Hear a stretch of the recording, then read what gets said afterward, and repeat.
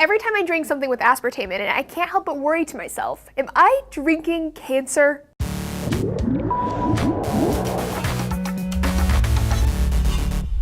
Hey everyone, Lacey Green here for D-News. Artificial sweeteners have been a hotbed of scientific debate for decades. There's so much to be said about it, but here is a quick roundup of a few things you should know about the most common artificial sweeteners. Saccharin, aka Sweet and Low, was the first artificial sweetener discovered way back in 1879, while scientists were formulating chemical dyes from coal tar. I know, yum! In the 70s, studies came out finding that saccharin caused bladder cancer in rats, and so the government required a cancer warning on the label. They actually tried to take it off the market, but the dye industry was making big bucks and they were not gonna have any of that. Fast forward to the 90s and studies begin to suggest that the bladder cancer effect is only in rodents, not humans, and by 2000 the warning label was removed. However, the Center for Science in the Public Interest, which is a nonprofit watchdog group, has saccharin on their avoid list. Saccharin has lost a lot of its popularity because of the controversy. The most common artificial sweetener on the market today is sucralose, aka Splenda. There's a lot of talk about how Splenda is unsafe and it hasn't been tested, but since its discovery in 1976, it's been the subject of over 100 long and short-term animal and human studies. And except for a couple highly questioned studies, no ill effects have been found, so long as you aren't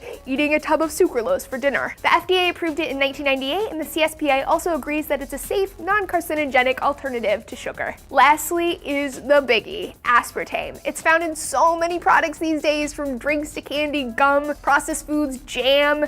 Aspartame came about in the 60s when scientists were looking for ulcer treatments. It's been widely studied since then. The main thing you should know is that the cancer concerns come mostly from a set of high-profile studies done in Italy where they fed extremely high amounts of aspartame to rats throughout their lifespan. The rats developed blood and breast cancers as well as kidney tumors, which are extremely rare in the breed of rat used. However, the FDA and the EFSA both rejected the studies on the rather vague grounds that they lacked important data and approved aspartame anyway. As for studies on people, the largest study was done by the National Cancer Institute, examining cancer rates in 500,000 adults. Between the groups that did and did not consume products with aspartame, there was no increased risk of cancer for those that did, but the watchdog group argues that this study was incomplete. It didn't include the very elderly, nor people who had consumed aspartame since childhood. Aspartame intake was also self-reported, which is a serious flaw when you consider the fact that a lot of the time people don't know it's in their food. The CSPI gives aspartame its lowest food safety ranking and argues that it's not safe for human consumption. Now, I've read a lot of reports out of concern for my own health, and you should too if you're interested. The bottom line seems to be sucralose is the safest for regular consumption.